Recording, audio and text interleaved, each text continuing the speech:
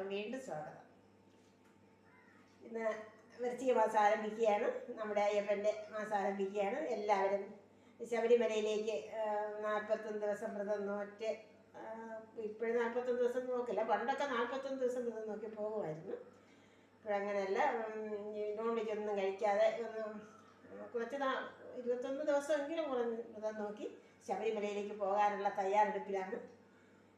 നമ്മളിവിടെയും നമ്മുടെ നാട്ടിലും പല വീടുകളിലും, മിക്ക വീടുകളിലും ഈ വൃശ്ചിക മാസം വാങ്ങാറില്ല, നോൺ വെജ് ഒന്നും വെക്കാറില്ല, മീനോ ഇട്ടോ ഇറച്ചിയോ. പക്ഷേ ഒരു കാര്യം ഞാൻ നിങ്ങളോട് പറയുന്നു, ഞാനിന്ന് അപ്ലോഡ് ചെയ്യുന്ന വീഡിയോയിൽ ഒരു മീൻകറി വയ്ക്കുന്ന രംഗമുണ്ട്. അത് ഇന്ന് പിടിച്ച വീഡിയോ അല്ല കേട്ടോ, ഇന്നലെ പിടിച്ചതാണ് കേട്ടോ. ഇന്ന് മുതൽ നമ്മുടെ വീട്ടിലും നോൺ വെജ് വയ്ക്കാറില്ല.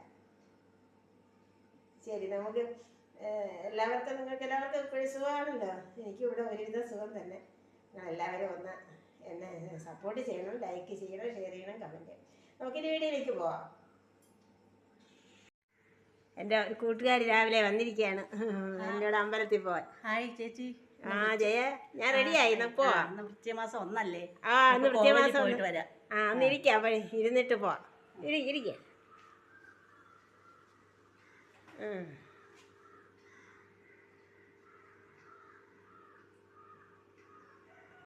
ഇന്നത്തെ വിശേഷങ്ങളെന്ന് പറഞ്ഞാൽ രാവിലെ ബ്രേക്ക്ഫാസ്റ്റ് കഴിച്ചു. ദോശയായിരുന്നു, ദോശയും ദോശപ്പൊടിയും. അത് കഴിഞ്ഞു ചോറ് റെഡിയാക്കി. കറി വയ്ക്കുന്നതിന് വേണ്ടി ഒരു അവിയൽ അരിഞ്ഞു അരച്ച് അതിലേക്ക് ഒഴിച്ച് വെച്ചിരിക്കുന്നു. അവിയലിന് വാഴയ്ക്ക, വെള്ളരിക്ക, പടവലങ്ങ, കത്തിരിക്ക, ക്യാരറ്റ്, പച്ചമുളക്, അമരക്ക, ഇത്രയേ ഉള്ളൂ. മുരിങ്ങയ്ക്കയും ചേനയും ഇല്ല. അത് രണ്ടും കൂടെ വേണമായിരുന്നു. ഇല്ല. അതിൻ്റെ അരച്ചത് തേങ്ങ, വെളുത്തുള്ളി, ജീരകം, പച്ചമുളക് എല്ലാം കൂടി ഒന്ന് ഒതുക്കിയെടുത്ത് ഒഴിച്ച് ആവശ്യത്തിന് ഉപ്പ് ഒഴിച്ച് വെച്ചൊക്കെയാണ്. ഇതിനെ ഞാൻ ഗ്യാസ് കത്തിച്ച് വയ്ക്കാൻ പോവുകയാണ്. പിന്നീട് ചോറിൽ ഒഴിക്കുന്നതിന് വേണ്ടി ഒരു പുളിശ്ശേരി, തൈര് ഒഴിച്ച് അരച്ചെടുത്ത്, വെള്ളം ഒട്ടും ചേർത്തില്ല. തേങ്ങ, വെളുത്തുള്ളി, ജീരകം, ചെറിയ ഉള്ളി, പച്ചമുളക് ഇത്രയും ചേർത്ത് അരച്ചെടുത്താണ്. ഇനി ഇതിന് കടുക് വറുത്തൊന്ന് ജസ്റ്റ് ഒരു ചൂടാക്കും.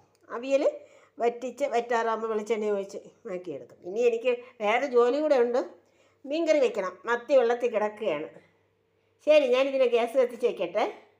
പുളിശ്ശേരി കടുക് വറുത്തു, ആവശ്യത്തിന് ഉപ്പ് ചേർത്തു.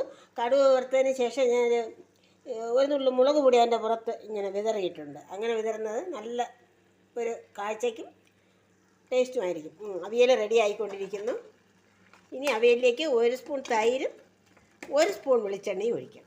കുറച്ച് കറിവേപ്പിലയും ചേർത്ത് ഇളക്കി വാങ്ങും. തൈരൊഴിച്ചു. ഇനി കറിവേപ്പിലയും വെളിച്ചെണ്ണയും ഒഴിച്ച് ചേർത്താൽ അവിയൽ റെഡി. ഇനി എനിക്ക് കറി വയ്ക്കേണ്ടത് മീൻകറി. ക്ലീൻ ചെയ്തില്ല മീൻകറി. ഇനി വെളിച്ചെണ്ണയും കറിവേപ്പിലയും കൂടെ ഇടാൻ പോവുകയാണ് അവിയലിൽ.